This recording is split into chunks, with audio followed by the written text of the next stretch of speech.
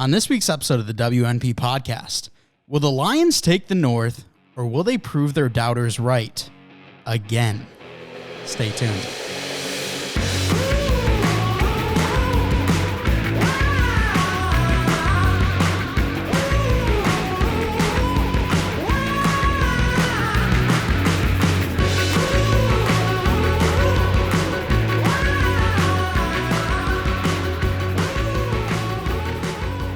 Episode 176 of the We're Not Professionals podcast. I'm your host, Mike Mitchelson, and join me today, as always, my co-host, Chase Crawshaw. Chase, how are you? I'm doing pretty swell. Thank you for asking. I'm just looking at a dynasty trade that was made in a different league I'm in. So I was just kind of looking over that. But yeah, no, I'm doing pretty swell. You know, hanging in. How are you? A little craziness. I got home and the garage was open. Okay. Not sure if I had short-term memory loss and forgot that I clicked the button, or if I left this morning and just decided not to close the garage, or third option, I know there's usually only two, but third option could be that we've been having some garage troubles. We had them a couple months ago, got them fixed, but just recently within the last week, yet again, having garage troubles where you'll click the button, it starts going down, and then it comes right back up after a little while. So yeah. Thinking maybe I hit it on the way out today, and it looked like it was coming completely closed, didn't give it any more attention, and then sure enough, it popped back up. But it seems like everything in the house is in order. Xbox is still there. TV is still there. All that matters. Exactly. I also looked, just because I don't want any legal trouble, Dylan's gun was still there, so we're okay.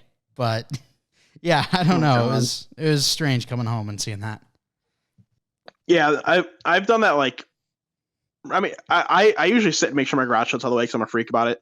I did that once back in high school where I left for work. I was the only one that was me home that like day and like that night. So I left for work. I was gone for like 6 hours, came back.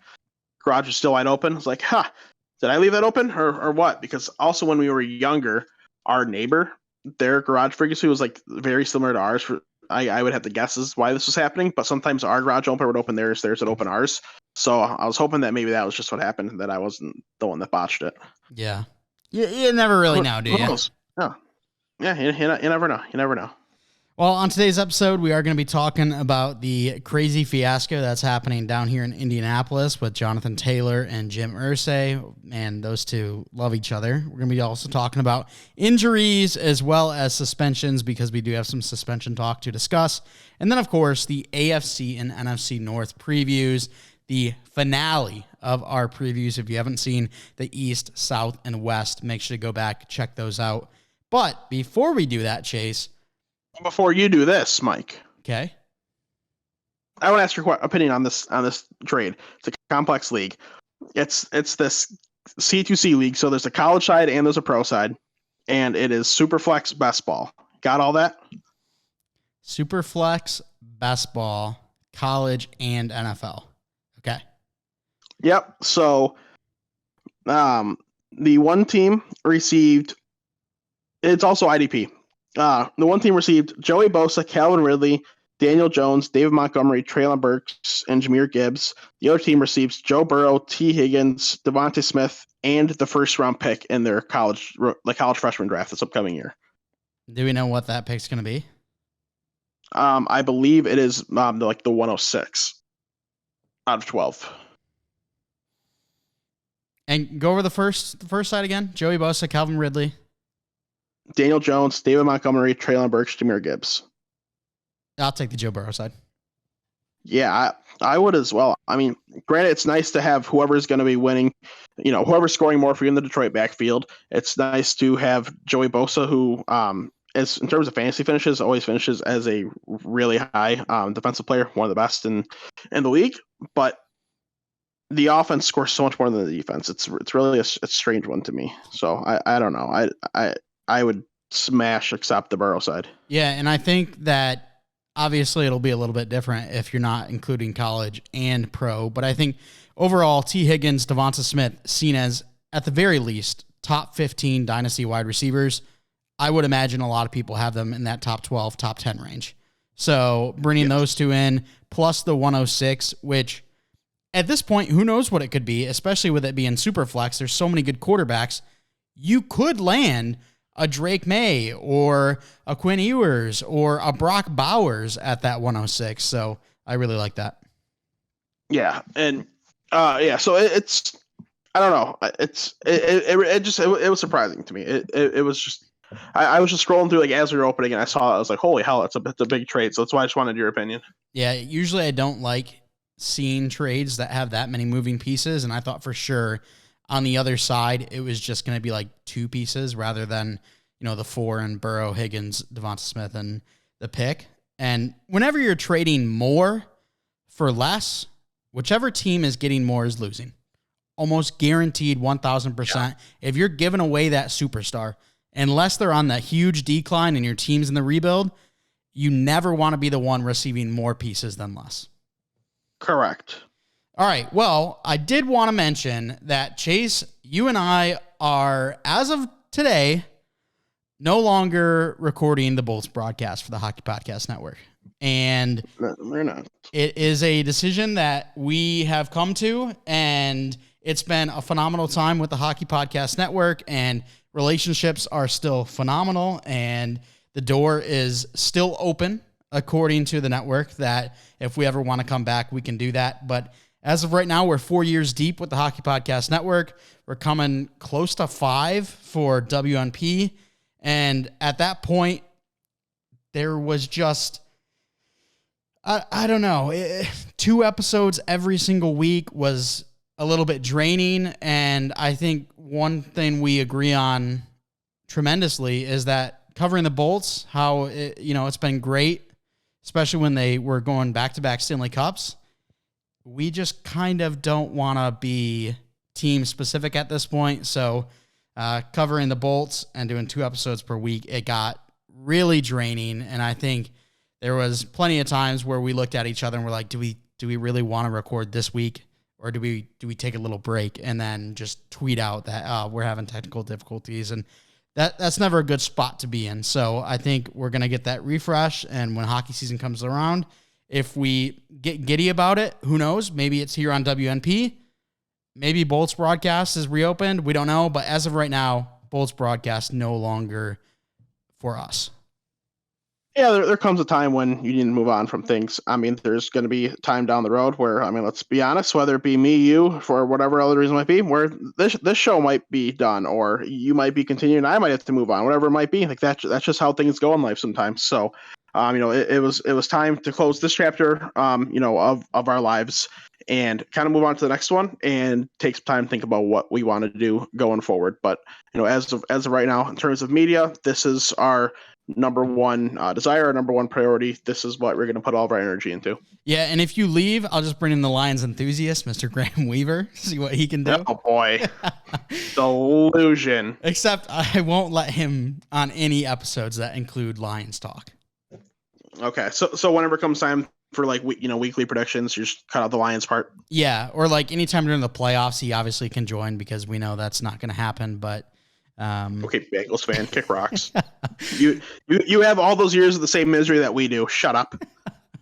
Okay, let's get into some of the talk. We'll start with Jonathan Taylor and the Colts. Obviously, there's a lot of running back talk and how they are not getting paid enough. They're pissed about it. Jonathan Taylor, he's talking about holding out. Jim Irsay is like, all right, screw this guy then. There's potential where he goes on the non-football injury list where they don't have to pay Jonathan Taylor whatsoever, and he'll still be under contract next year. Jonathan Taylor comes out and says, I don't have back pain, so why would you put me on that? It's just nonsense. I've already seen people say Dan Snyder passed the torch for worst owner to Jim Irsay. And at this point, why does it have to be so public? Yeah, it really is just an absolute train wreck. It's frustrating because, yeah, I get all sides of this. I'm understanding and with the whole, get paid what you're worth. So I understand, Jonathan Taylor's argument. Like it's a position where the only position that you get more contact in, really in a season is both lines, like the offensive defensive line, and they get paid very heavily. Running backs in comparison do not get paid as much. So I understand, I can understand that argument. And at the same time, I understand that teams need to do what's in their best financial interest, and that might not be paying that position. But regardless of both those factors, the way this is being carried, like the way they're carrying this out in every single like aspect by both parties, like it's just not the right way. It's an absolute train wreck. It's a mess. Like Irsay as an owner doesn't need to go out and say the things that he does and make, say they're going to do these things. Jonathan Taylor, he doesn't need to be as public about it either. Like this is a professional decision that should be handled professionally, and it should be kept internal. Like it doesn't need to be, an external issue like it has become, but it has, and now it's going to be a train wreck of a saga, no matter how it finishes. And it's wild. Down here in Indy, it's completely divided the fan base. I've got people telling me that let JT go. We don't pay running backs. The league should never pay running backs. Just get them out of here. At this point, I will take anything else. I even mentioned you would take a mid-wide receiver on the free agent market like Jarvis Landry over Jonathan Taylor. And the answer was yes. I was shocked. But not a chance. But then you have other people saying Jim Irsay is being absolutely delusional at this point. He needs to calm it down because at this point he's gotten way too vocal and he just needs to let the professionals do what they do. So it's started to divide the old fandom down here, and I've seen it just right off the rip. It's only Monday, and I've already seen it from coworkers, so it's crazy. Yeah, it's a bit of a shit show, I'm sure, down there. But you can't seriously be saying that. Yeah, I'll take Jarvis Landry over Jonathan Taylor. Like that's just stupid. No matter what you think, running backs are replaceable. A running back that can average over 5 yards per carry compared to a running back that's going to average about 3.5 yards per carry, that's a huge difference. That wins you ball games. And adding a 600-yard receiver to get rid of your 1,600-yard all-purpose back, that's obviously not worth it. That's just stupid. That's just idiocy by these people. That makes no sense. A running back is still a position in the NFL because it is still a valuable position. Like it's every single position is that blows my mind. Yeah, I agree with you. And they weren't saying like straight up, I'll take Jarvis Landry over Jonathan Taylor, but they were saying if I had to pay someone right now, I would rather pay a mid-wide receiver like a Jarvis Landry, and then just whichever running back is next in the system, that's who's going to take it over. And unfortunately, it was looking like it could have been Zach Moss, but Zach Moss, broken arm. He's going to be out for a bit. Oh, I didn't even see that. Oh, that's tough. Yeah. Go ahead, trade Jonathan Taylor. Go ahead. Let Deion Jackson be your guy. You're gonna learn very quickly that we would like a decent running back because Anthony Richardson can't carry the ball 400 times and have 500 passing attempts this year. He's gonna break down. So that would be a train wreck. Tough for Zach Moss. Feel bad for him. And especially in a situation where he really could have had an opportunity to kind of get that number one back role that he briefly had in Buffalo, but with that injury, whether Taylor's here or not, that's definitely shrunk quite a bit. Yeah, and just a nice little transition there to talk about the injuries overall when it comes to training camp. We've seen a lot. Tim Patrick, today he tore his Achilles, which I feel really bad for him because that's 2 years in a row now where he's going to miss a complete season. And he's a good wide receiver. He's not he might not be that dynamic wide receiver, but he's a wide receiver that every single NFL team would very much like to have because when he's on the field, you can just trust him. But back-to-back years of brutal injuries, I don't know how much more of a shot that he gets because it's 2 large injuries. Teams don't want to make investments into large injuries. So I feel terrible, man. Yeah, it's tough. And then 2 other big injuries to talk about. Jalen Ramsey, he's getting a meniscus repair. He's going to be out till at least December. Excuse me. At least December is what the reports say. So that's a tough hit for the Dolphins, who just went out and got Jalen Ramsey to see what he could do to help him go to that next level. Yeah, man. That's even though he's a bit overrated, it still is tough. It still is brutal because he still is a very very quality, very very good defensive back. So that is tough. You got to feel. And finally, Joey Burrow. Oh my gosh, my heart sunk into my stomach last, I think it was Thursday or Friday, and that's because Joe Burrow goes down holding his calf. Obviously thinking the worst, but comes out it's just a calf strain at this point. We're looking at a couple of weeks. Not sure what a couple of weeks means. Could it be 3, 4, 5, maybe 6? Who knows? But the expectation is that he will be there for week 1. And today in the locker room, he was no longer walking with a limp. So that's good. But at this point, I'm holding him out as long as I can so he doesn't face something again. Obviously, I want to get him in some minimal action to get him warmed up because obviously we look at the start of training camp. That's when the most injuries happen because no one is warmed up, because people are trying to get back into this high-pace exercise and they're not properly, I guess, acclimated to it yet. So I want to get that done for Burrow, but at the same time, don't want him getting hurt yet again. Yeah, he'll be fine. There's no need to throw him in game action. Even if he's ready by game 2 of preseason, for example, like there's just no point. Yeah. You can get him, especially as a quarterback, enough simulated reps minus the contact in practice. So just let him get those practice reps. Give him the second, third team reps. Like, who gives a shit? They're not going to be. I don't remember who the quote was or even who the quarterback was about. Maybe it was like Peyton Manning or something. But there's a quote where like he was whoever the starting quarterback was. Let's just say it was Peyton Manning. Peyton was getting all the reps in practice, and the reporter asks, "Well, why does Peyton get all the reps? Why not one of the other guys just in case of injury?" He goes, "Well, if Peyton get hurt, the season's over." Yep. Yeah, no, that's fair. Same thing with Burrow. Like, just give him every rep if you need to, because like if you're going with Trevor Siemian in, like, congrats on your top 5 pick next year. Yeah. So. Oh, Marvin Harrison, T. Higgins, and Jamar Chase. Oh. Yeah, that wouldn't be happening. They wouldn't.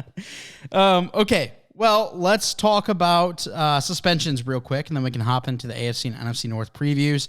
Ronald Jones, he gets suspended for 2 games for PEDs. I think you could probably tell because Ronald Jones is a super talented back, and like the PEDs helped an absolute ton. You're just taking digs for absolute no reason here. Am I? That was just that's tough. He's sure he's a nice guy, and you're like, Ronald Jones, I'm just absolutely sewer you. But yeah, no. Anywho, a running back who had high expectations, who showed some glimmers of hope, who has since then, not really lived up to that hope. He's gonna be out for a couple games.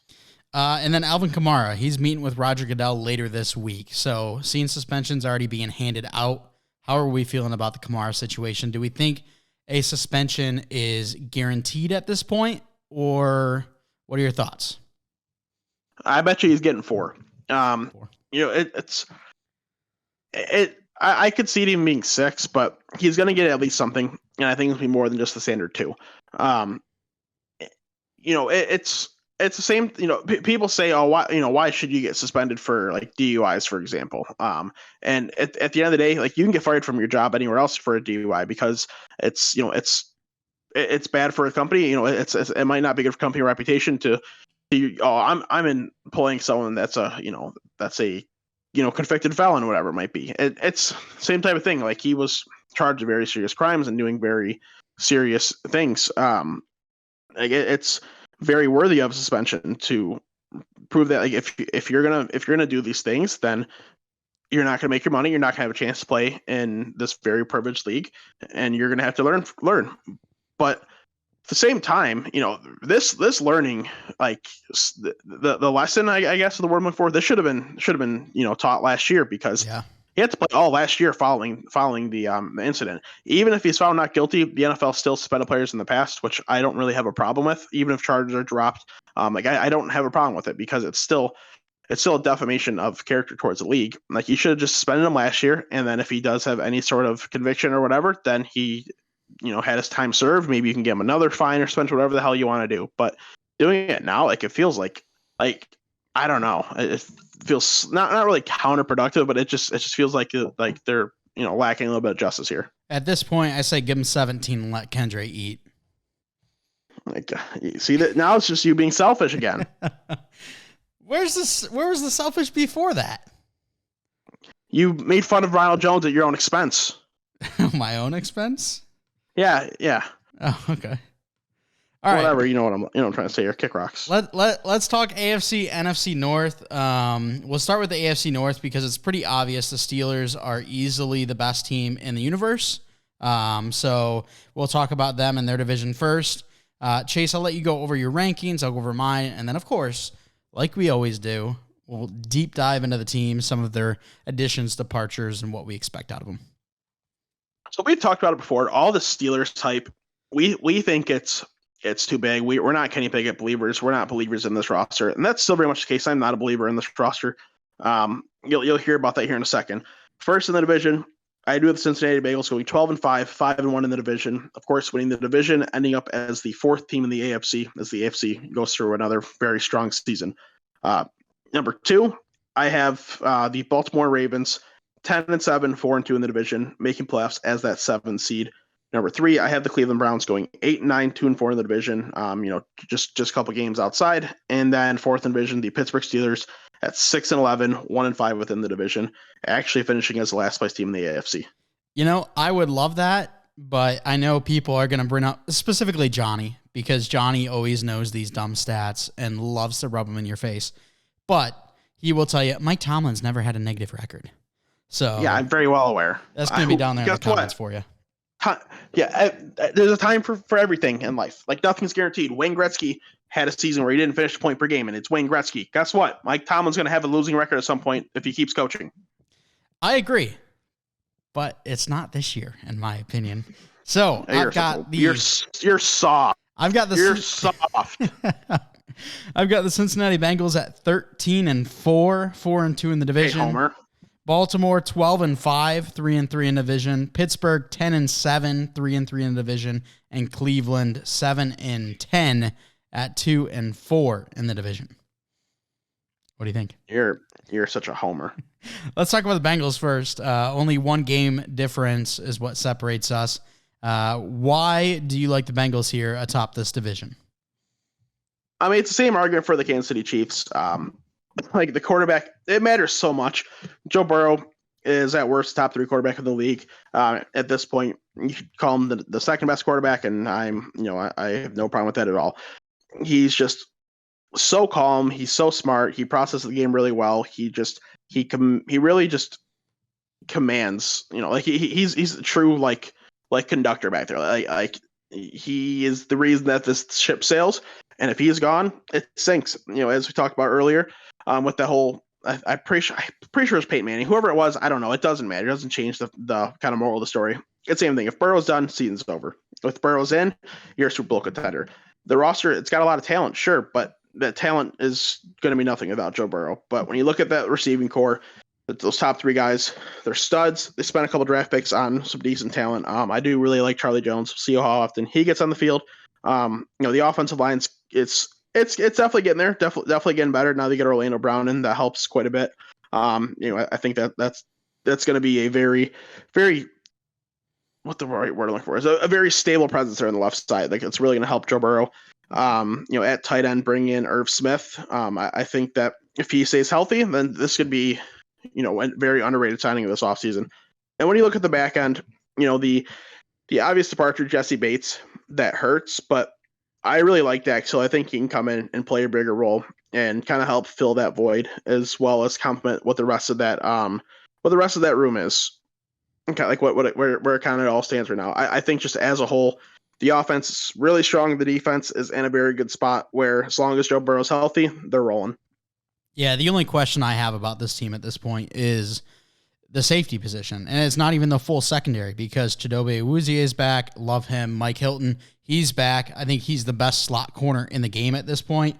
And then we see year 2 of Cam Taylor-Britt on the outside versus Eli Apple, who we had last year. And then we bring in DJ Turner at the 60th overall slot, who I'm not sure if he makes an immediate impact, but I think he can absolutely play a rotational role early on. And then similar to Cam Taylor-Britt, really start to find his footing later in year 1. Now, I don't think he takes over the spot from Cam Taylor-Britt, but I think overall the corners are nice. The safeties is where I have my questions. Dax Hill, obviously a first-round pick for us last year. We bring in Nick Scott from the Rams, and then we brought in Jordan Battle at the 95th overall slot. So we've got three guys back there that I think potentially could rotate in and out and be a solid unit. But when you go from Jesse Bates and Von Bell to these guys, there's reasons to have those questions. So overall, this team is tremendous. I think that they're going to get a lot more production on the defensive line as well, because we saw Joseph Osai really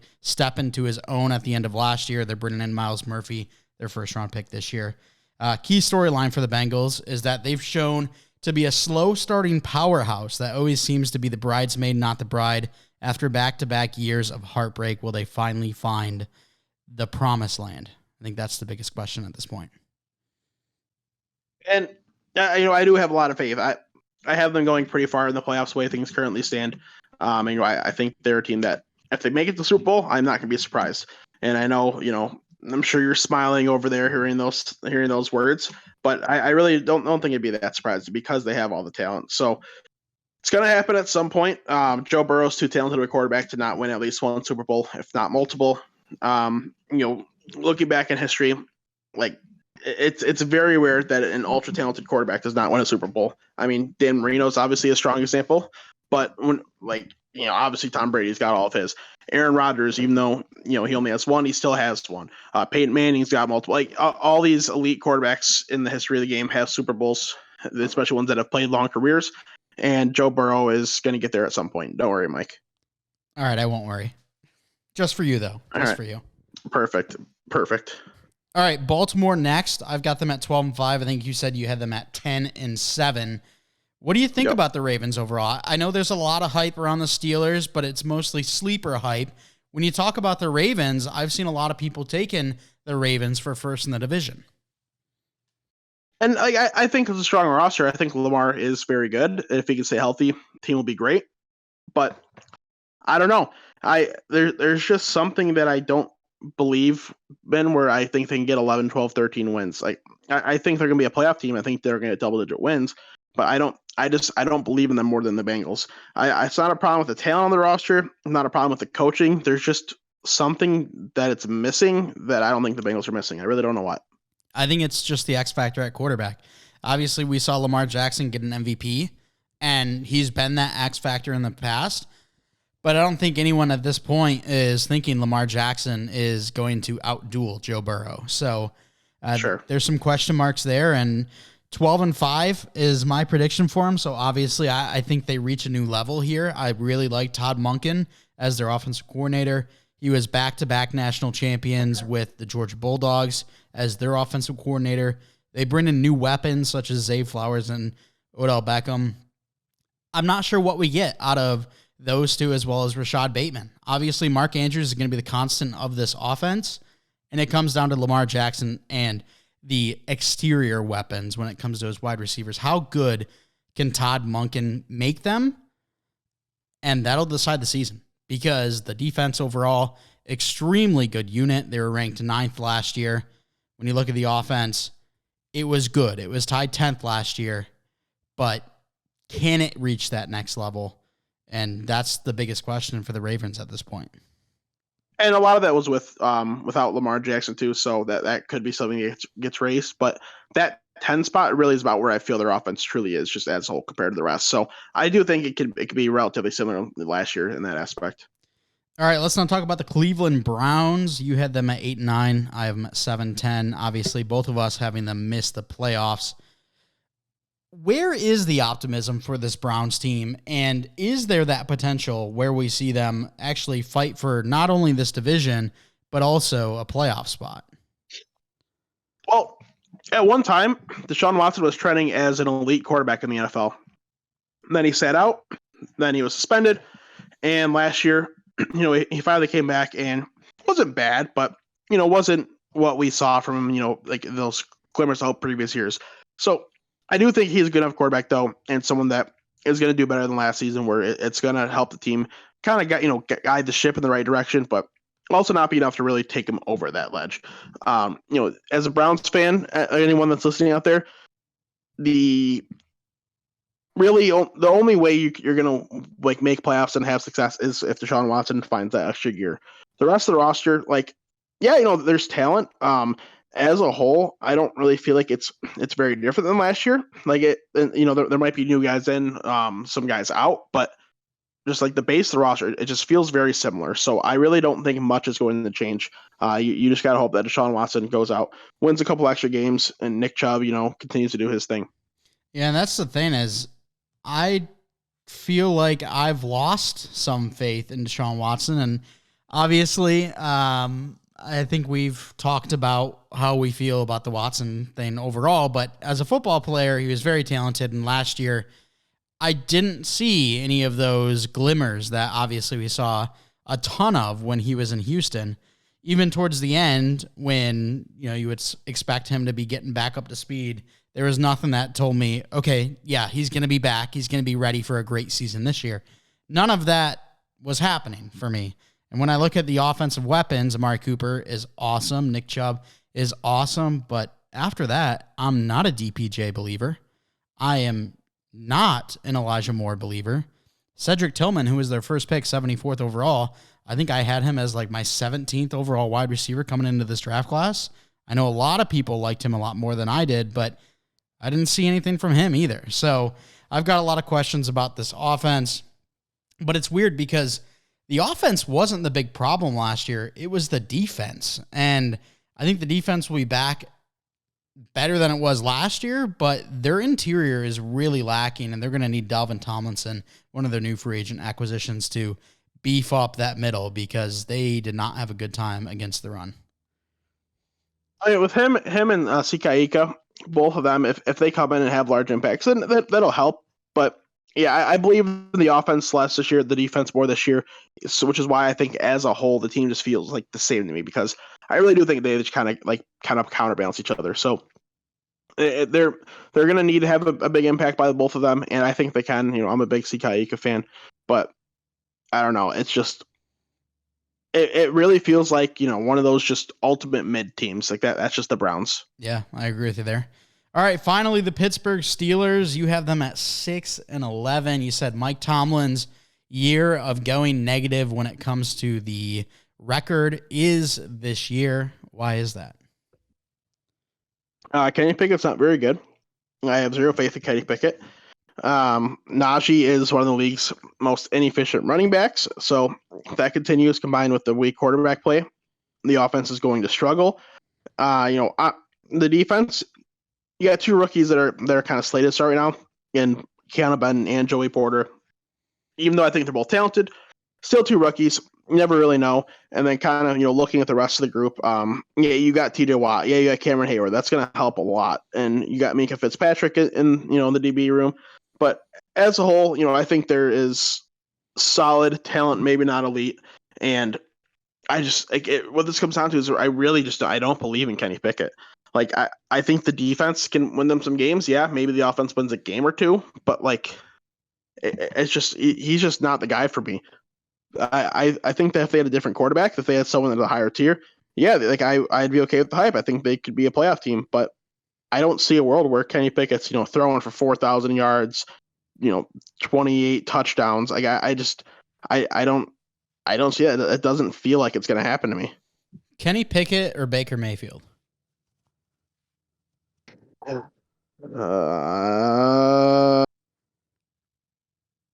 Give me Baker, honestly, dude. It's close, but I might just choose Baker. Kenny Pickett or Desmond Ridder? I like Desmond Ridder better, I think, as of right now, because I saw a little bit of Kenny Pickett, which I didn't really love. I haven't seen much of Desmond Ridder, so I think I'd rather take the chance on Desmond Ridder. Kenny Pickett versus Sam Howell.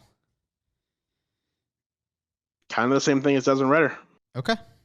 I have much more faith in Kenny Pickett than that. I would take him over those guys. However, I agree. He's not some elite caliber quarterback. I'm seeing a lot of people say that he's going to have this Josh Allen like boom, which I think is an absolute joke.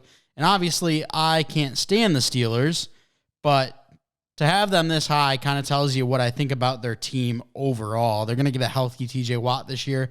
At least knock on wood for them, because it seems like he's really been banged up these last couple of years. I think the defense overall is going to be very talented yet again, and I love Keanu Benton. I think he's going to be able to come in, learn from Cam Hayward, and play right away. And then when I look at their offense, I'm a fan of some of the weapons they have. Deontay Johnson, he is a very good route runner. He's like Tyler Boyd if Tyler Boyd didn't have hands and was a little bit faster, because I will give that to Deontay Johnson, a better athlete than Boyd, but has some troubles with drops. I think George Pickens could very well have a breakout this year. I mean, he was your wide receiver 1 last year. My wide receiver 2.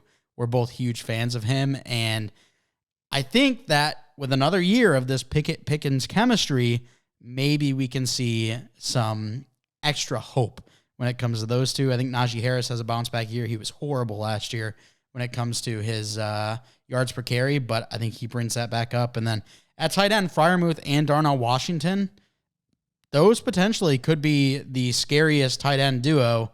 And obviously that'll depend on Darnell Washington's health. But I think overall the team has gotten better. And I think Kenny Pickett does take a step. That's why I have them at 10-7, but that's not enough for them to make the playoffs. And if I'm proven wrong and Kenny Pickett goes on to be better than I say he is, then yeah, I could see that path where they're a winning record, push for playoffs. But I don't know, man. The way the things stand right now, I just don't believe them enough playing in a tough AFC with a tougher division. I just don't have the faith. You don't think he's going to be Josh Allen? I definitely don't think he's going to be Josh Allen. I think there's one Josh Allen, and it's Josh Allen. Okay. Which actually, that's a lie, because there's 2 Josh Allens. That's also true. So, I don't know there. Yeah, I'm kind of looking at their schedule right now. They've kind of got some softballs in here. Like, they play the Raiders, who trash. They play the Texans.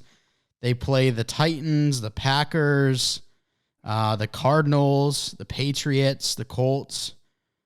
I feel like they have a lot of soft games, and if they can split, I think they could even take both over the Browns. And I do have them taking one over the Bengals, even though I think the Bengals could probably win that again. So I'm thinking, yeah, right in that 9-10 range is where I have them. But anyways, let's get on to the NFC, shall we? A fun division, baby. The NFC North, obviously, there is a lot of passion for the NFC North, where we come from. We hail from Michigan. A lot of Lions fans out there. I'm the one that isn't the Lion fan, and I am so much happier for it. So let's get into the predictions, Chase. 1 through 4, as you do. So we all know over the history of the show, of everybody we have on this podcast, I'm the most, neutral, realistic Lions fan. Graham has the ultimate optimism, which I like. When we've had guys like John and Jado on there looking at, a lot more of the negative side. Even Alec, same way. I'm pretty even keel when it comes to it. I just, I call it how it is. If they're going to look good, they're looking good. If they're going to look bad, they're looking bad. So I'm not going to make any prediction, overshooting or undershooting. Whatever I have them at is what I think they're going to do. So to start the division off, I do have the Detroit Lions going 11-6, 5-1 in the division, finishing as the second team in the NFC. Number 2 in the division, the Chicago Bears, 8-9, 3-3, missing the playoffs, of course. Minnesota Vikings at 3, 7-10, 3-3 in the division, and then the Green Bay Packers, 6-11, 1-5 in the division. All right, that's fun. That completely flipped the division on its head, which is interesting. But the Detroit Lions are my number 1 team as well at 10-7. They are 3-3 in the division. The Vikings 10-7, 3-3 in the division. Let's see if you can spot a trend here. The Chicago Bears 8-9, 3-3 in the division, and then the Green Bay Packers at 6-11 with 3-3 in the division. Everybody splits one with everybody. That's a good question. I actually don't know. But while I'm looking that up, go ahead. Start talking about your Lions and why the optimism is so high for them this year. So, if you guys happen to remember, last season, the Lions started off horrible. I saw people calling for Dan Campbell's head, which, I disagreed. I didn't think it was just. I didn't think it was time for that. But people were calling for it. I was more of a stay patient, finish out this year. Whatever happens, happens. Next year, it's do or die. And then, of course, at that point, the Lions started rolling, finishing 9-2, I believe, was the number on the year during that last 11-game stretch. They finished, according to NFL.com, they do a power rankings based in the league to talk about it on NFL Network. Good Morning Football. The Lions were ranked as high as the 7th best team in the league to end the season, and they didn't even make the playoffs. Basically, and teams were asked, in week 16, 17, 18, who is the one team you don't want to play right now in playoffs? And basically everybody was answering the Detroit Lions because they were so hot.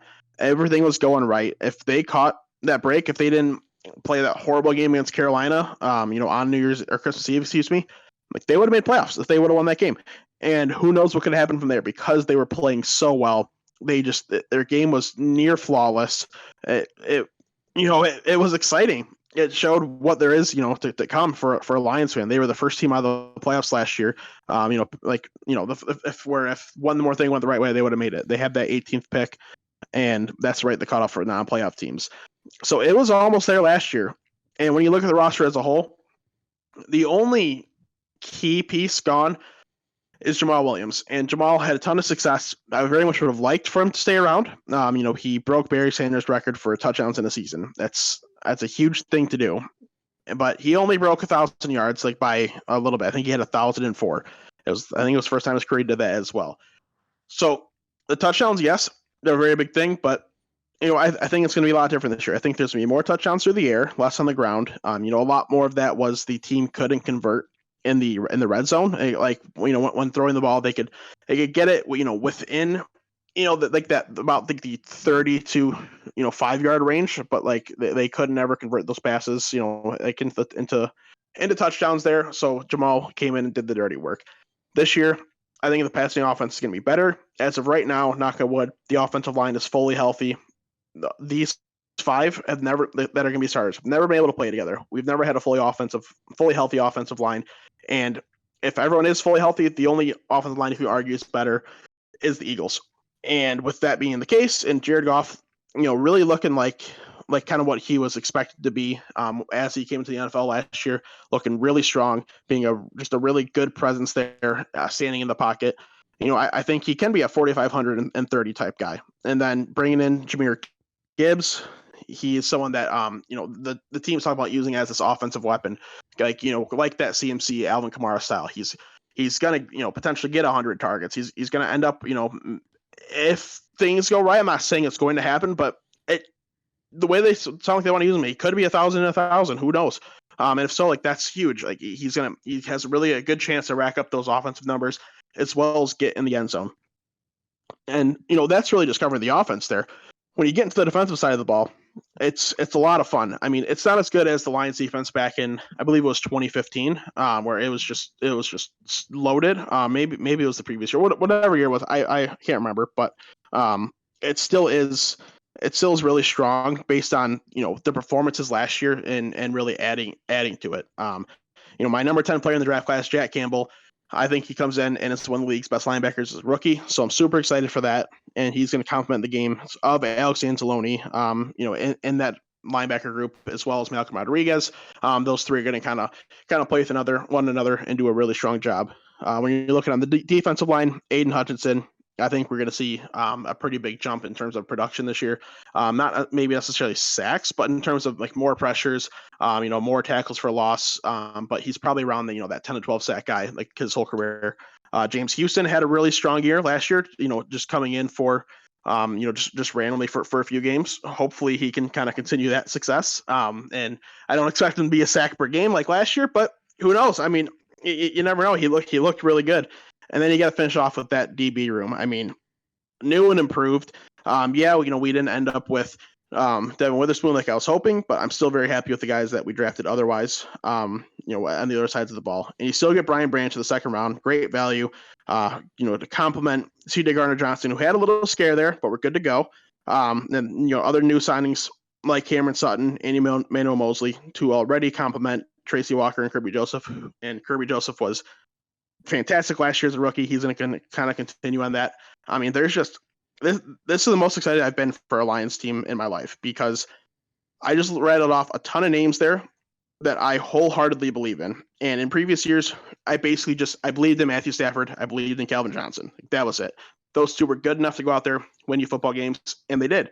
But like this year, like there's 10, 15, 20 names I wholeheartedly believe in, which has never happened before. I haven't even come close. Before, like if I believed in 5, like that was unbelievable. So the fact that they are where they are right now, if it doesn't happen this year, then it's never going to happen. Like if they don't at least make playoffs this year, they're not making playoffs. Like it will not happen. Go ahead, take a breath, Chase, because you just listed everyone on the team, including the laundry boy. Yes, I did. But you know the one person you didn't say in that list of names that you believe in? I mean, there's a couple I didn't list, but who are you thinking of specifically? I was thinking specifically, head coach Dan Campbell. I think that's... Well, of course. Come on. Obviously, but that is the biggest key right there, the biggest name to believe in at this point. And I think there's a lot of good players on this team, and I'm really interested to see what happens. To bring in the more, I guess... not analytical, but, to make an argument against you is there's 2 questions for me when it comes to the defense. Obviously, a much improved secondary. The secondary was horrible last year. I'm excited to see what this new secondary can do and what the defensive coordinator can implement to make this team, really run on the defensive side. And then number 2, Jared Goff. What do we see from him? Obviously, last year he looked really good after a couple weeks, because I'm not going to lie, week 5, week 6, week 7, we were seeing Lions fans say, get rid of Jared Goff, go draft a quarterback, including our friend Graham.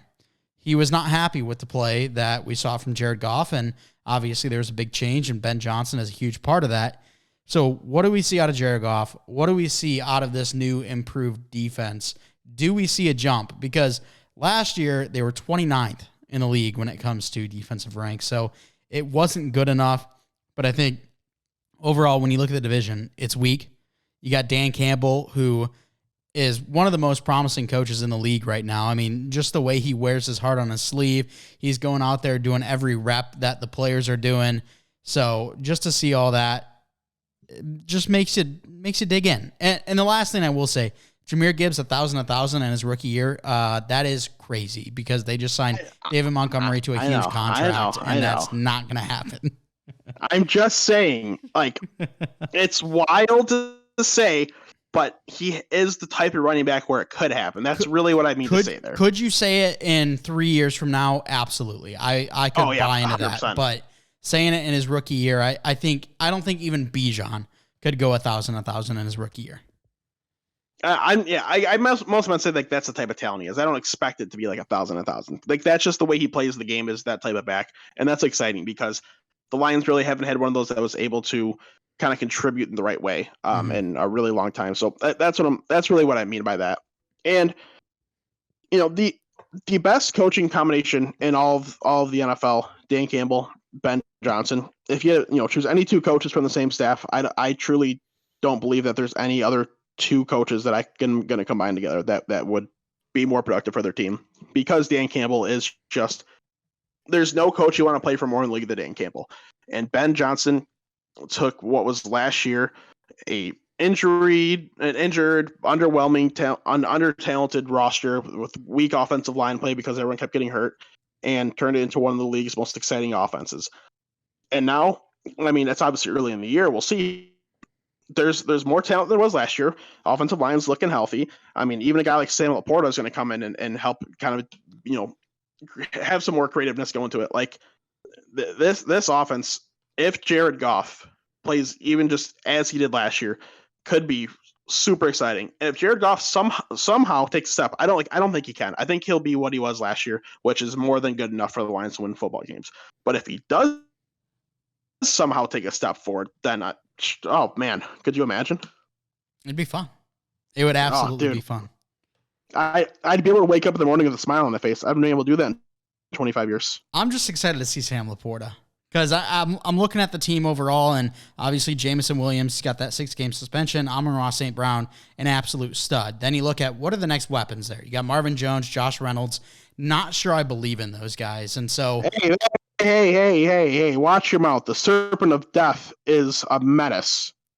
Not sure I believe in those guys. So that was going to be one of my points is, what are the weapons outside of Amon-Ra St. Brown while we're waiting for Jameson Williams? But then you look at Jahmyr Gibbs, who he has that dual ability in the backfield. You look at David Montgomery, who I think is a very talented running back. Now, I don't think he's going to be a top 10 running back when it comes to skill level, but then you look at Sam Laporta, who I think will be a big factor in the offense this year. So there's a lot of weapons that aren't in the wide receiver room that are still going to make an impact. So that's why I didn't bother bringing up weapons as a key concern. Yeah, it's like I get it in terms of like the top end talent of weapons. Like, they don't have a Jamar Chase. They don't have, like a Jalen Waddle. Like they don't have those types of guys. I get that. But dude, Amon-Ra he's just a really damn good football player. Like, he doesn't have the freak athletic ability. He's not some, physical presence, but he's just really good at football, and he commits harder than most players do. So him alone, having that example to, like be able to set that example for guys like JMO, for guys like Sam Laporta. I mean, even that, have guys like Marvin Jones come in and compliment that. Like, this could be a very well-disciplined wide receiver group that goes on and just has a very strong collective success combined with Sam Laporta and Jahmyr Gibbs as well, I should say. Yeah. Well, let's move off the Lions because I feel like we've been talking about them for at least 15 minutes now. You have to preach to the home crowd. Sure. I do want to talk about the Vikings before we get in the Bears. I know you have the Vikings at 3. But fine. The Vikings are 13. We're 13-4 last year. I've got them as my 2. You've got them as your 3. I think our records are just flipped. I've got them at 10-7. You have them at 7-10. And I do believe, yes, they are the last playoff team within my ranks. This is a team that I think it was pretty clear to most people last year that they were kind of a fraudulent powerhouse. The record told you they were a powerhouse, but then you saw them play against teams that weren't the greatest, and they were having a tough time with them. So there is some question marks around the Minnesota Vikings, no doubt in that. But I think the reason I have them at 10-7, sneaking into the playoffs, not only is it a weak division and a weak conference, but I think they improved through free agency and the draft. Obviously, you lose Dalvin Cook, Pat Peterson, Dalvin Tomlinson. Those are big pieces, but is the drop-off from Dalvin Cook last year to Alexander Mattison this year massive? I don't think it's massive. I think there is a gap, but not a massive gap. And then I look at who they brought in. Byron Murphy from Arizona, a corner that I'm a big fan of. Marcus Davenport, who, if New Orleans had money, there was no shot he was leaving New Orleans, but they just didn't have any money. So he comes over to Minnesota. He's next to Danielle Hunter at this point. There's been talk that Danielle Hunter potentially could be traded, but I feel like we've been hearing that about Hunter specifically for the past 3 years. So if we see a Davenport, Danielle Hunter edge group, that could be a lot of fun for them. And then Brennan and Jordan Addison to combine with Justin Jefferson and KJ Osborne. I think that the offense has a lot of potential. And for that reason, even though I think they will continue to show to be somewhat fraudulent, not be able to beat those top tier teams, I think they're still going to be plenty good enough to at least sneak into the playoffs. So if I had to place a bet, and do I think they're going to have a winning record or a losing record? I'd bet on a winning record. I just, when I did my schedules, I don't know. It felt like I can't put them over this team in the situation, blah, blah, blah. It wasn't because I don't think they're bad. Like, I think they're certainly a good enough roster, and I do believe in Kirk Cousins enough for them to be a playoff team. So I definitely would bet on them having a winning record. I wouldn't necessarily bet on my standings on this one, but I don't see them being in a spot where they're going to win the division. I think like 10-7 is their ceiling, so I like that. And I think 7-10 is their floor, pending anything drastic. So I mostly just ended up with them at their floor than their ceiling. But as a whole, you've got a steady quarterback in Kirk Cousins. You have an elite wide receiver in Justin Jefferson. You have a rookie, Jordan Addison, who has a lot of talent. And you have my guy, KJ Osborne, who's an incredibly underrated slot receiver. It's like the offense has enough going. Like, I'm really not too concerned about the offense. You just got to make sure that the defense kind of keeps itself in check. And I agree, Marcus Davenport's going to be a huge bonus for that. But they just got to make sure that they're still rolling, that Harrison Smith doesn't take a step back, because he is starting to get up there. But I wouldn't be surprised if the team makes playoffs. I really wouldn't. And such a likable quarterback in Kirk Cousins as well. You watch that quarterback show, you're like, man, Kirk Cousins got so much hate for so long, and I feel like now the world's kind of turned on him, and they're like, man, this guy, he's a pretty cool dude, pretty good guy. You like that? Indeed, I do like that. All right, Chicago Bears, I've got them at 8-9. Is that the record you had them as well? It is. 8-9, but you've got them second. Why are the Bears going to take such a big jump, having the first overall pick this prior year? How are they going to go from first to, who knows, depending on the conference, could be sniffing and fighting for a wild card spot? Because believe it or not, I actually do believe in Justin Fields. I do think he can be, maybe not a game-breaking quarterback, but I think he has the game-breaking skill set. So maybe he can get there, maybe he can't. I don't know, but I think he's going to be, at worst, an average quarterback this season. I really do. And when you look at the pieces around him, it sucks losing David Montgomery because he actually is he's a really good NFL back. He might not be some fantasy darling, so you think he's not good, but he's a really good NFL back. Like he is a very strong blocker, and that could help Justin Fields this year. But the talent you're getting in that running back room, I think we're going to see basically all of them hit the field at some point, but I do really like it between Khalil Herbert, Deontay Foreman, Roschon Johnson. I mean, even like Travis Homer, I think is going to make the roster and get some run. Like, it's just a talented all-around running back room. Cole Kmet is a very, very up-and-coming tight end he's just getting better and better by the year. And I think he's going to be just a really sturdy guy at that position who just, again, helps your team win football games. That receiving core, getting DJ Moore in that trade was such a bonus. That helps them so much. Like, he is going to have a very strong season for Justin Fields. I think he's going to kind of be one of these underrated guys, finally have that big breakout that everybody has been kind of hoping for the last few years. But it's such a great tool to have. It really is. This offense, I think, is going to be a lot better, a lot more efficient than last year, but still have a little bit more room for improvement. Yeah, I think this Bears team could take a pretty massive leap. I don't think they're going to sniff the playoffs. I think they need one more year for that because of how young this team is, but I think if Justin Fields is that guy, there's going to be a massive leap here because they brought in so many pieces around him. You mentioned DJ Moore. They just extended Cole Kmet to a big contract. They bring in two offensive linemen that I really like, Nate Davis, a guard from Tennessee, and then they brought in Darnell Wright through the draft, who is my number 3 offensive lineman. I was absolutely in love with him, and I don't know if you heard the story, Chase, but Darnell Wright, he was looking at the kind of conditioning program. He was looking at the wrong one. He was conditioning for a wide receiver, and he knocked that out of the park. It's just crazy. Yep, it really is. It's absolutely hilarious. So, dude, like kind of what Penny Sewell does for the Lions, where Ben Johnson got a little creative, could use them, even out wide sometimes in some really random situations. Hell, dude, he might have the athleticism now to go out and take some legitimate tight end reps. Yeah, so it's a much improved offensive line. You bring in DJ Moore. You bring in a lot of weapons, including Roschon Johnson, who I know you and I both huge fans of. When you look at the defense, they brought in Tremaine Edmonds and TJ Edwards, which were potentially 2 of the top 5 linebackers out there on free agency. And you're beefing it up with Gervin Dexter Sr., Tyreek Stevenson. There was just a lot of stuff that I liked out of the Bears this offseason. I know a lot of people are saying Ryan Poles, we trust, the GM over there, and he's made some good moves. So I think 8-9 definitely in the realm of possibility at this point. Yeah, and I again, it's kind of like the Vikings. I don't think they're ready for the playoffs. Like, it's so different than the Vikings that way. But if they made the playoffs, I wouldn't be like jaw dropped. I'd be like earlier than I thought, but I thought this was going to happen at some point. That type of thing. Yeah, I might be a little jaw dropped, but it wouldn't be because they make the playoffs. It would be because there would have to be like 72 insane Justin Fields plays.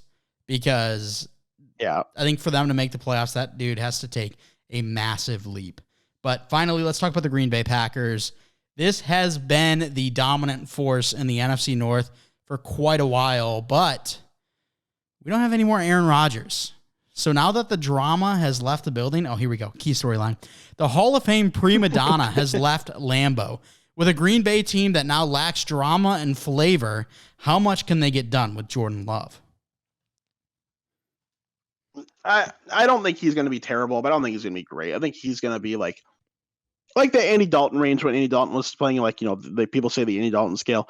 I think Jordan Love's going to be like that type of guy where you can't win with him, you can't lose with him. Like, he just occupies space. He'll never be bad enough to replace. He'll never be good enough to carry.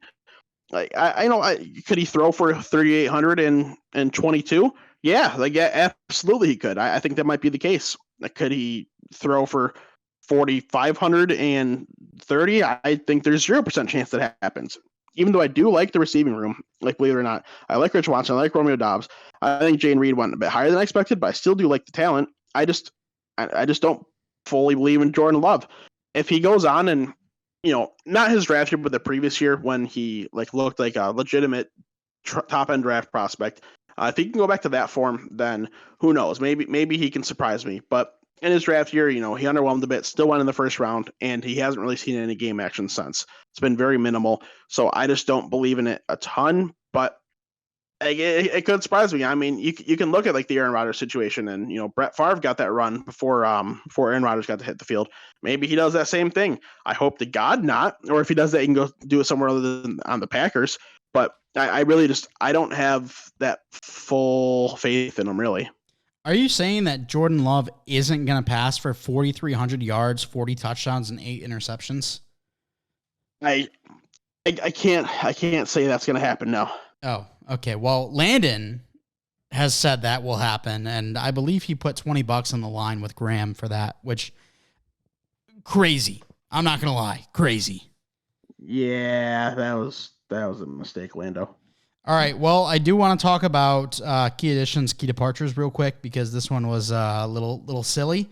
Like I have said in past episodes, I like to look at 3, premier players when it comes to these key additions, key departures. And sometimes there's not 3. Sometimes there's more than 3 in which I can kind of bend the rules a little bit. For example, with the Bears, their key departures, David Montgomery, Nicholas Morrow, only 2 guys there.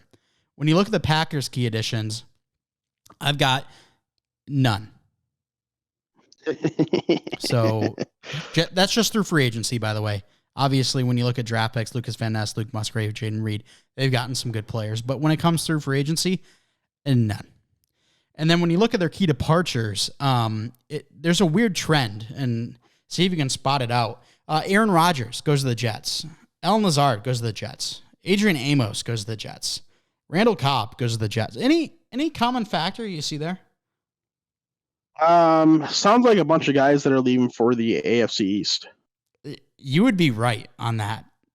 Gosh, have the Jets seen the Packers over the last couple of years and seen that they are good in the regular season but always choke in the playoffs? Have they noticed that? I don't think they have, but I do whatever it takes to keep Aaron Rodgers happy. So you got to go out and sign all of his buddies, even if they're not any good.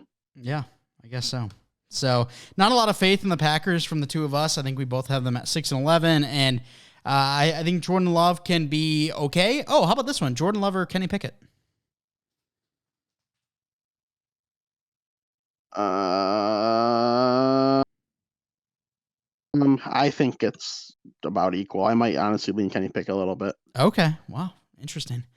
Well, that's going to do it for the show. That's your NFC North. That's your AFC North. And all of the teams are now covered. If you have missed any, make sure to head back to our East, South, and West shows to make sure you do so. Chase, any final predictions or thoughts, whether it be on the North divisions or the NFL as a whole, now that all coverage is done?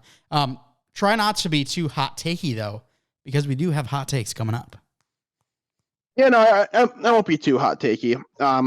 Just as a whole, we talked about it over the last couple of years because as it's become more and more the case, the AFC just a much stronger division than the NFC. I mean, the Steelers being 6-11 is my worst team. That ties them for at worst, like the 12th, like 12th in the NFC. My 12th ranked team's 6-11 in Green Bay. Like it's a pretty large difference. I think that the AFC is just gonna be more competitive football, a little more fun to watch, but still should see some solid talent out of the NFC. And of course, like the Eagles are the favorite to come out of it, but who knows? Maybe the Lions can go on a better run than expected. Maybe the boys finally figure it out. You never know. But as a whole, just be ready for another pretty strong showing from the AFC. Yeah, and I'm just hoping to see some better Thursday night football games. And then also, I tried very hard with my predictions, because oftentimes when you see a bad team, you think, okay, well, they're only going to win one game. And at this point in the NFL, the league is way too competitive for that to happen. So my lowest team in the league right now is 4-13, and the best record is 14-3. So a lot closer than what my predictions used to be. So working on that, and of course, better Thursday night football games, because last year I feel like I watched maybe one that was interesting. Yeah, it was bad Thursday night football last year, but week 1 this year, baby. Kansas City Chiefs hosting the Detroit Lions. That's going to be a very tuned into game. Oh, it absolutely will be. But that's going to do it for the show. I want to thank you so much for coming out and giving it a listen. If you want to stay up to date with all that we do, you can follow us on Twitter at WNP Sports Pod. That's again on Twitter at WNP Sports Pod. If you're listening on a podcast platform, if you could please hit us with a 5-star review and a follow. We would absolutely love you for that. If you are in the comments, make sure to let us know who you think takes the AFC and the NFC North. Are you a Lions believer, or do you think we're going to see the same old Lions? Thanks for coming out. And as always, we're not professionals.